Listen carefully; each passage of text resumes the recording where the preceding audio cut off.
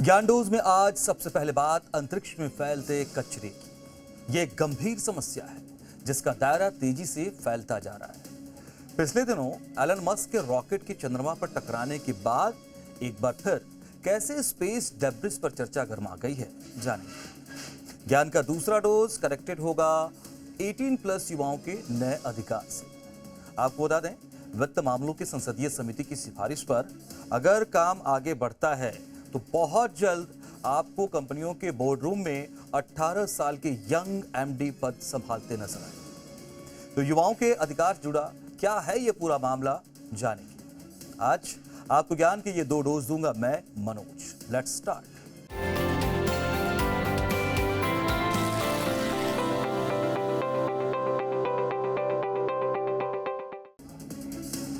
अपने आसपास कूड़ा कचरा पड़ा देखकर हम सब परेशान हो जाते हैं। उसे जल्द से जल्द हटाने की सोचने लगते हैं क्योंकि हमें पता है ये नुकसान करेगा। लेकिन सोचिए, पृथ्वी से हजारों किलोमीटर दूर अंतरिक्ष में कचरा फैल रहा है। इसे स्पेस डेब्रिस भी कहते हैं। हमें पता है ये नुकसान करेगा, बावजूद इसके हम ज्यादा कुछ नहीं कर पा रहे हैं या नहीं कर रहे हैं। आज हम इसी गंभीर समस्या पर बात करने वाले हैं। आपने सुना होगा, पिछले दिनों एलन मस्क का बेकाबू रॉकेट चांद से टकराया, जोरदार धमाका हुआ और इसके साथ चांद पर बड़ा सा गड्ढा कर दिया। आपको बता दें, ये अंतरिक्ष का कचरा ही था जो पिछले करीब 1.5 साल से अनियंत्रित होकर अंतरिक्ष में घूम रहा था। अब इसका साइज और इसकी रफ्तार जानकर आप चौंक जाएंगे। एलन मस्क की कंपनी स्पेस एक्स के फाल्कन 9 रॉकेट का एक हिस्सा, जिसका साइज एक स्कूल बस के आकार का बताया जा रहा है, वजन करीब 4000 किलोग्राम होगा। आप सोचिए, इतनी बड़ी और इतनी भारी चीज बेकाबू होकर पिछले 19 महीने से लगातार घूम रही थी। ये किसी सैटेलाइट से टकरा सकती थी, किसी अंतरिक्ष यान से टकरा सकती थी। अब जाकर 5 अगस्त को इतना वजनी टुकड़ा चांद के पश्चिमी किनारे पर आइंस्टीन क्रेटर के पास टकराया। इस टक्कर से चांद पर एक नया बड़ा सा गड्ढा बनने की पूरी संभावना जताई जाए। आने वाले वक्त में जब इधर से कोई सैटेलाइट गुजरेगा तब शायद तस्वीर भी सामने आ जाएगी। लेकिन फिलहाल अमेरिकी स्पेस एजेंसी ने स्पष्ट कर दिया है, नासा ने स्पष्ट किया है, इस घटना से पृथ्वी को किसी भी तरह का खतरा नहीं। मतलब हमको आपको इससे परेशान होने की जरूरत नहीं है। लेकिन ये एक बड़ी समस्या है। इस तरह से अंतरिक्ष में बढ़ता कचरा आने वाले समय में बड़ी चुनौती बन सकता है। आप सोच कर देखिए, ये पहली बार भी नहीं है जब अंतरिक्ष यान या सैटेलाइट का कोई बेकार सा हिस्सा चांद से टकरा गया। साल 1959 सोवियत संघ का लूना 2 पहला मिशन था जो चांद से टकराया था। तब से लेकर अब तक दर्जनों ऐसा कचरा या सैटेलाइट का बेकार हिस्सा चांद से टकरा चुका है। नासा की तरफ से यह भी बताया जा रहा है, बहुत जल्द उनका लूनर रिकॉनेसेंस ऑर्बिटर और दक्षिण कोरिया का पाथफाइंडर लूनर ऑर्बिटर चांद के उस हिस्से के करीब से गुजरने वाला है और तब इस घटना की तस्वीरें सामने आएंगी। तब ये पता चलेगा एलन मस्क के अंतरिक्ष यान ने चांद को कितना नुकसान पहुंचाया। अंतरिक्ष का कचरा एक बड़ी समस्या है। इस पर पूरी दुनिया के वैज्ञानिकों को गंभीरता से विचार करना होगा। इससे निपटने के तरीके तलाशने होंगे। मस्क के रॉकेट वाले इस घटना ने बहस को तेज कर दिया है। वैसे ये भी कहा जा रहा है कि चांद पर इस तरह की टक्कर से हमें चांद को और बेहतर तरीके से समझने में मदद मिलेगी। ये घटना एक अच्छी केस स्टडी साबित हो सकती है। लेकिन इसी के साथ ये एक चेतावनी भी तो है। इस तरह से ज्यादा अंतरिक्ष मिशन के बढ़ने से, इस तरह से अनियंत्रित बेकाबू विशाल टुकड़ों का बढ़ना काफी खतरनाक हो सकता है। इन्हें जल्द से जल्द सही तरीके से निपटाने की जरूरत है। अंतरिक्ष में सैटेलाइट और रॉकेट के टुकड़ों की संख्या तेजी से बढ़ रही है। आप सोचिए, 2026 में अब तक दुनिया भर में करीब 183 से 185 ऑर्बिटल लॉन्च हो चुके हैं और इनमें से ज्यादातर सफल रहे। तो जाहिर सी बात है, इस तरह से दबाकर सैटेलाइट भेजे जा रहे हैं तो उनसे कचरा भी खूब बनता होगा। एक्सपर्ट्स बता रहे हैं ऐसे हजारों सक्रिय सैटेलाइट और लाखों छोटे बड़े टुकड़े पृथ्वी के चारों ओर घूम रहे हैं। अगर दो बड़े टुकड़े टकरा जाएं तो हजारों नए छोटे टुकड़े पैदा हो सकते हैं। इसे कैसलर सिंड्रोम कहते हैं। क्या कहते हैं? Kessler syndrome. और इससे पूरे इलाके के सैटेलाइट काम करना बंद कर सकते हैं। भविष्य के अंतरिक्ष अभियानों के लिए यह बड़ा खतरा बन सकता है। यूरोपीय अंतरिक्ष एजेंसी के अनुसार जुलाई के आखिर तक पृथ्वी की कक्षा में 46,000 से अधिक अंतरिक्ष मलबे के बड़े टुकड़े मौजूद थे, जिनका कुल वजन करीब 17,000 टन है। इमेजिन कर रहे हैं आप, 17,000 टन।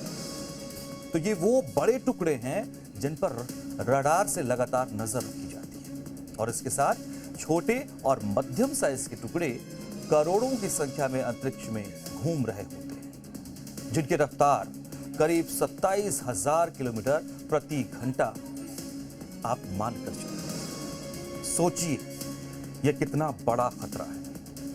इतने स्पीड में तो एक छोटा सा धातु का टुकड़ा भी किसी सैटेलाइट या अंतरिक्ष यान को गंभीर नुकसान पहुंचा सकता है। अंतरिक्ष में बढ़ता कचरा, जिसे स्पेस डेब्रिस भी कहते हैं, यह आज पूरी दुनिया के लिए गंभीर चुनौती बन चुका है। इसे सिर्फ वैज्ञानिकों की चिंता मान लेना गलत होगा। इसका सीधा असर संचार, इंटरनेट, मौसम पूर्वानुमान, रक्षा और भविष्य के अंतरिक्ष अभियानों पर पड़ेगा, जो हर देश के हर इंसान को प्रभावित करेगा। आप सोच रहे होंगे इतना स्पेस डेब्रिस आता कहां से है? इसे ठीक से समझिए। इसमें पुराने और निष्क्रिय उपग्रह यानी सैटेलाइट शामिल हैं, रॉकेट के छोड़े गए हिस्से शामिल हैं, सैटेलाइट्स के आपस में टकराने से निकले टुकड़े हैं, अंतरिक्ष अभियानों के दौरान छूटा उपकरण है, एंटी सैटेलाइट यानी एसेट मिसाइल परीक्षण शामिल है। इन चीजों से नुकसान क्या है, इस पर नजर डालिए। सक्रिय सैटेलाइट से इनकी टक्कर हो सकती है और इससे जीपीएस, टीवी, मोबाइल और इंटरनेट सेवाओं में बाधा आ सकती है। अंतरिक्ष यात्रियों और स्पेस स्टेशन के लिए यह खतरा बन सकते हैं। आपको यह भी जानना चाहिए, अंतरिक्ष को गंदा करने वाले देशों की सूची में रूस पहले पायदान पर खड़ा है और इसके बाद अमेरिका, चीन, फ्रांस और जापान का नाम आता है। ऐसा नहीं है कि सबने इसे छोड़ रखा है। अंतरिक्ष में कचरा सफाई के लिए कुछ नहीं किया जा रहा है। दुनिया इस गंभीर समस्या से निपटने के लिए क्या कर रही है, ये भी जान लीजिए। पुराने सैटेलाइट को नियंत्रित तरीके से पृथ्वी के वातावरण में गिराया जा रहा है। कई एजेंसियां लेजर, रोबोटिक आर्म, नेट यानी कि जाल और विशेष स्पेसक्राफ्ट से मलबा हटाने की तकनीक विकसित कर रही हैं। अंतरिक्ष एजेंसियां लगातार मलबे की निगरानी करती रहती हैं। जरूरत पड़ने पर सैटेलाइट की कक्षा बदल देती है, यानी उनका रूट चेंज कर दिया जाता है। लेकिन चिंता बड़ी है, मसला काफी पेचीदा भी है। वैज्ञानिक तरक्की के लिए सैटेलाइट लॉन्च करना जरूरी है, मजबूरी भी है। लेकिन जितनी तेजी से नए सैटेलाइट लॉन्च होंगे, उतनी ही तेजी से स्पेस डेब्रिस भी बढ़ेगा। अगर इसे नियंत्रित नहीं किया गया तो भविष्य में सुरक्षित अंतरिक्ष मिशन चलाना, नई सैटेलाइट सेवाएं शुरू करने में काफी परेशानी हो सकती है।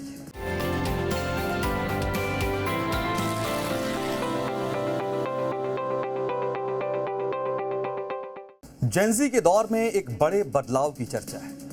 18 साल वाले युवा अब बॉस बन सकेंगे। भारत में खुद अपना बिजनेस, अपना स्टार्टअप शुरू करने का सपना देखने वाले युवाओं के लिए एक बेहद शानदार खबर सामने आई है। बहुत जल्द देश की कंपनियों के बोर्डरूम में 18 साल के युवा भी बतौर मैनेजिंग डायरेक्टर, एमडी या होल टाइम डायरेक्टर का पद संभालते नजर आ सकते हैं। वित्त मामलों की संसदीय समिति, पार्लियामेंट पैनल ऑन फाइनेंस ने कंपनीज एक्ट में एक बड़े बदलाव की सिफारिश की। जो देश के कॉरपोरेट जगत की तस्वीर बदल सकता है।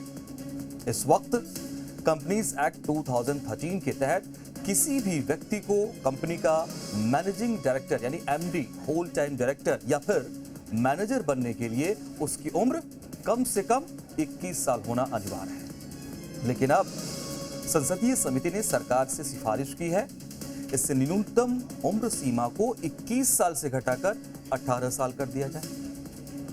और अगर सरकार इस सिफारिश को मान लेती है तो 18 साल का कोई भी बालिग युवा अपनी कंपनी का आधिकारिक एमडी बन सकेगा। अगर केंद्र सरकार इस सिफारिश को स्वीकार कर कानून में संशोधन करती है तो ये भारत के कॉर्पोरेट इतिहास में एक बड़ा बदलाव होगा। समिति का मानना है कि मौजूदा कानून आज के कारोबारी माहौल के अनुरूप नहीं है। भारत दुनिया का तीसरा सबसे बड़ा स्टार्टअप इकोसिस्टम बन चुका है। हर साल हजारों नए स्टार्टअप शुरू हो रहे हैं और इनमें बड़ी संख्या ऐसे युवाओं की है जिन्होंने 18 से 20 साल की उम्र में ही अपना कारोबार शुरू कर दिया है। तो आज कई युवा करोड़ों रुपए की कंपनियां खड़ी कर रहे हैं। वो कंपनी के संस्थापक तो बन सकते हैं, लेकिन कानून की वजह से कंपनी के शीर्ष प्रबंधन की जिम्मेदारी खुद नहीं संभाल सकते। ऐसे में कई संस्थापकों को मजबूरी में किसी बड़े व्यक्ति को एमडी या पूर्णकालिक निदेशक बनाना पड़ता है। इसे सही नहीं मानते हुए संसदीय समिति का कहना है, जब 18 साल का व्यक्ति कानूनी रूप से अनुबंध कर सकता है, वोट दे सकता है, व्यवसाय चला सकता है और कई दूसरे महत्वपूर्ण नागरिक अधिकारों का प्रयोग कर सकता है, तो उसे कंपनी के शीर्ष पद पर बैठने से रोकना उचित तो नहीं है। दुनिया के साथ तालमेल बिठाना जरूरी है। अमेरिका, सिंगापुर, जर्मनी और ऑस्ट्रेलिया जैसे कई देशों में कंपनी के शीर्ष पदों के लिए न्यूनतम आयु 18 वर्ष ही है। तो ऐसे में भारत में 21 वर्ष की अनिवार्यता को समिति ने पुराना और अनावश्यक प्रतिबंध बताया है। अगर ये कानून लागू होता है तो 18 से 20 वर्ष के युवा उद्यमियों के लिए नए अवसर खुल जाएंगे। स्टार्टअप के फाउंडर खुद अपनी कंपनी के एमडी बन सकेंगे।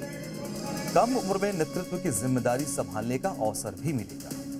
फैमिली बिजनेस में नई पीढ़ी को कानूनी रूप से जल्दी नेतृत्व मिल पाएगा। खासकर artificial intelligence, fintech, gaming, e commerce और डिजिटल प्लेटफॉर्म जैसे नए क्षेत्रों में तो युवा नेतृत्व तेजी से बढ़ सकेगा। समिति का मानना है, युवाओं की नई सोच, नई तकनीक की समझ और बदलते बाजार की जानकारी सीधे बोर्डरूम तक पहुंचेगी तो कंपनियों को बहुत बड़ा फायदा मिलेगा। वो ग्लोबल चैलेंज का बेहतर तरीके से मुकाबला कर सकेंगे। समिति ने अधिकतम आयु सीमा बढ़ाने की भी सिफारिश की। अभी 70 वर्ष से अधिक आयु के व्यक्ति को एमडी या पूर्णकालिक निदेशक बनाने के लिए विशेष प्रस्ताव पारित करना पड़ता है और समिति चाहती है ये सीमा 75 वर्ष कर दी जाए। इससे क्या होगा? इससे कंपनियों को उनके अनुभव और नेतृत्व का लाभ मिलता रहेगा। वैसे भी आजकल लोगों की औसत आयु बढ़ी है। पहले की तुलना में लोग अधिक उम्र तक एक्टिव रहते हैं। अगर सरकार इन सिफारिशों को स्वीकार करती है तो ये केवल कंपनी कानून में बदलाव नहीं होगा, बल्कि वर्क कल्चर में बड़ा बदलाव साबित होगा। खासकर यंग लीडरशिप के साथ कॉर्पोरेट गवर्नेंस के नए दौर की शुरुआत हो सकेगी।